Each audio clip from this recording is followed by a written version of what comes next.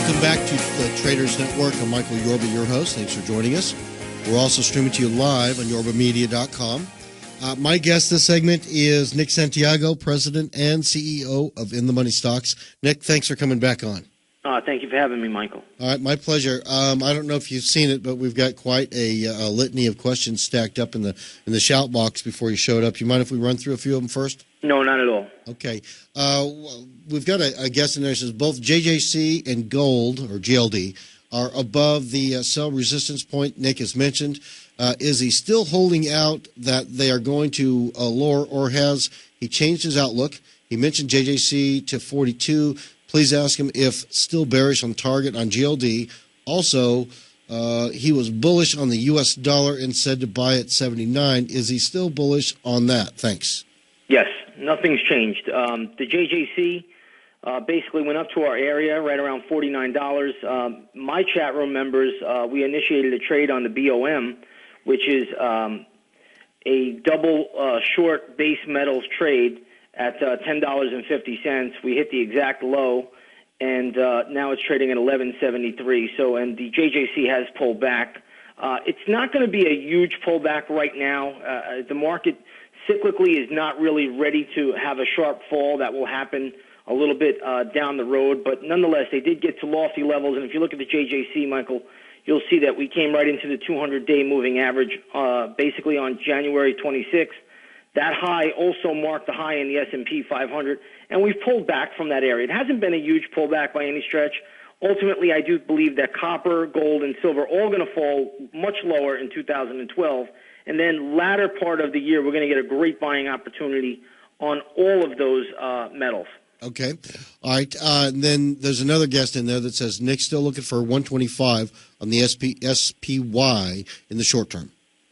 Well, right now we have a couple scenarios, and I'm glad somebody brought that up because we're trading right around the January 26th top, which was, I believe, at 133.40. We still have not taken out that level yet, so we have a chance of moving down. If we do move down, then we'd probably get down to those levels, but we have to take out the pivot low that was put in on January 30th at $130.06 on the SPY. If that happens, yeah, I do think that we'll probably trade down to that 125 area on the spiders. Okay, got it. All right, now let's get into let's see what you've got to talk about to start with, the TLT, right? Yes, TLT. A couple of weeks ago, I told your listeners that 126 area was going to be the buy spot. It has traded up to, I believe, a high of 120.91 2 days ago. Today, it's pulling back a little bit, but the pattern in there is still pretty strong, and it still looks good. So if anybody's in that, basically you want to put your stop to break even, should have taken off a little bit of profits when it crossed the 120 level. And what I told my subscribers is look for a 122 and a quarter, 122.50 target in the near term, and then we'll see a little bit of pulling back around that level. Right now, I think this is just going sideways for the most part, really staying in a tight wedge between 116 and 123. And, I don't think the big breakout is going to occur just yet, but it will. It will down the road just a little bit in the first half of 2012. Okay, so on a daily basis, we just pulled back to the 50-period moving average, somewhere around 119, 118 area. Are you thinking that maybe from the midpoint between 116, 123, this may be may launch higher?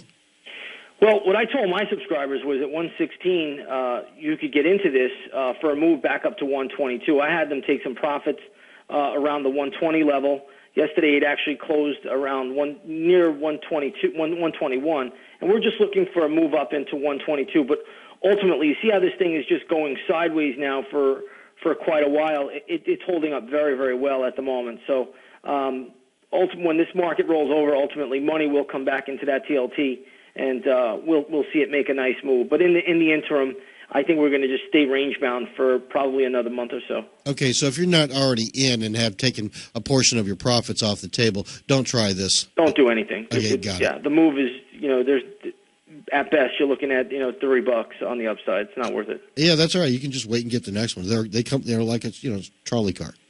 Yeah, they do come. They do. When the buy areas come in, they're good trades though. Yeah. No, you've done great for everybody. We all know it. That's why you've got so many people waiting to talk to you every day. All right, FXY, what's going on there? All right, FXY FXY, I haven't talked about this before on your show, but this is getting to a lofty area now of resistance. So this may have a little bit more upside, but those of you that are out there in the currency world that like to play this, watch for the yen to pull back here. I'm thinking this FXY probably is close to a high, maybe 129.50 or so. But even here, it looks susceptible to a pullback even today. Okay, so let me get this straight, because I don't know much about this one, FXY. It's a Japanese yen ETF currency play. Is that what that is? Yeah, it's basically the yen versus the dollar.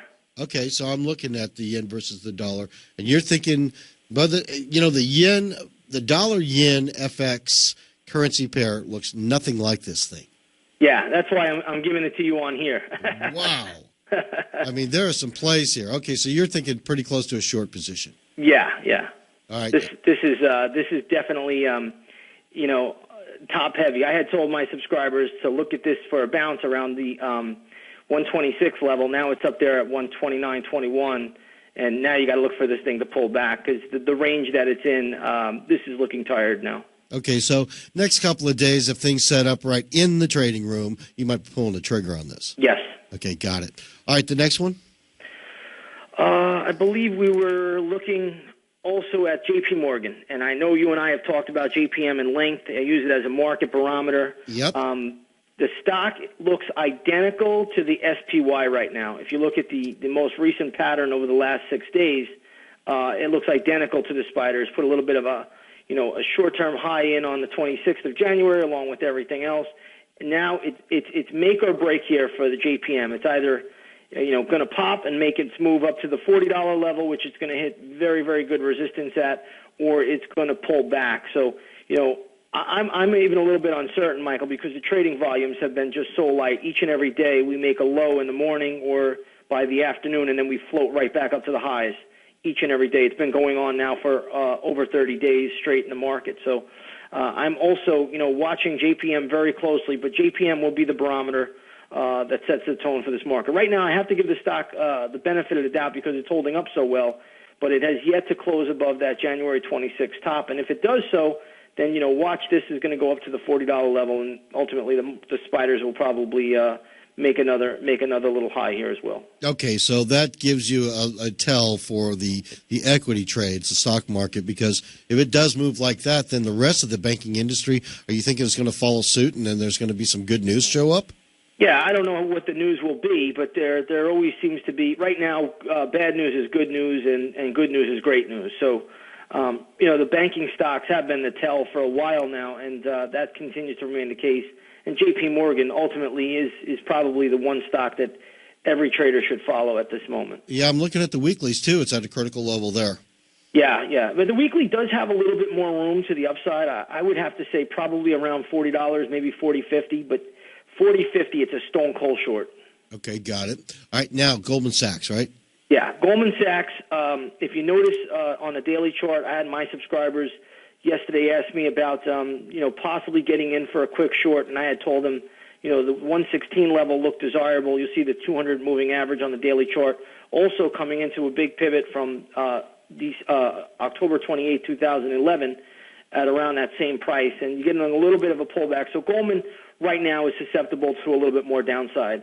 And, traders should always watch the activity in Goldman, too, as it is probably, I'm going to say, the second most important financial out there. Okay, are you making JP the first? JP is by far the most important financial out there right now. Okay, yeah, I could see that the Goldman Sachs on a weekly basis is up there at the resistance that had. You have had some pretty darn good results on the energy sector. I wanted to see what you can tell me about your thoughts on, say, natural gas, crude. Well, let's talk about natural gas first.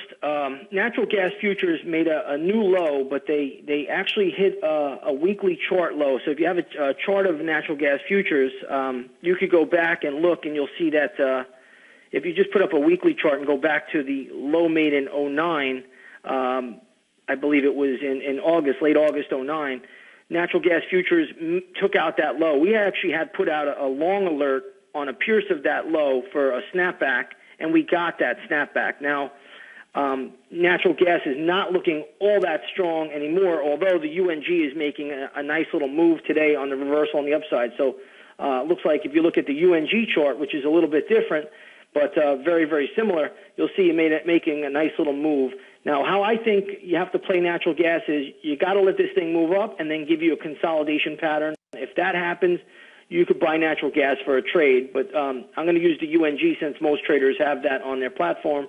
$7 would be the maximum upside that this could have. But natural gas could could hold up for a little while at the moment. Okay. Anything else before we go out that's on your horizon you're looking at? No. What I do want to tell your listeners is, shortly I will be releasing some important cycle dates, looking for potential downside in the market, and I think timing in this market is of the essence. So if anybody wants to come by, come over to the website, take a free trial. Just today we've hit a few real nice trades. We've made some decent money, and once again, we're going to be able to hopefully call these markets with pretty precise accuracy. Yeah, I'm waiting to see when you turn into a complete hedge fund. As a matter of fact, we got a few guys that are watching you that I know that on the early part of our show. So keep up the good work. Give us a web address so people can get into the trade room with you and start trading. Sure. Come over to inthemoneystocks.com. Come over, take a 7-day free trial. If you have any questions, you could always email us at support@inthemoneystocks. We'll be happy to answer each and every one of you. And we look forward to seeing some new visitors. I appreciate that. Now, before we go, give us a phone number if you got one, so if somebody's in the car, they can quickly scribble it down. Sure. The phone number to inthemoneystocks.com is area code 212. Yeah, hold on, Michael. Let me just grab this here right here. My page just went down on me 1 second. Just bear with me here. That's real life in live radio. That happens. I had it right here on the page, and it just went down. How about this back? I got a backup number. Was that 1578? Is that going to work? That's it. All right, 212-380-1578. You got it. Thank you very much, Michael. My pleasure, Nick. We'll talk to you next week. Have a great one, pal. Bye-bye. You too. All right, everybody, that was Nick Santiago, President, CEO of In the Money Stocks. The guy's made some remarkable calls here. On the other side of this break,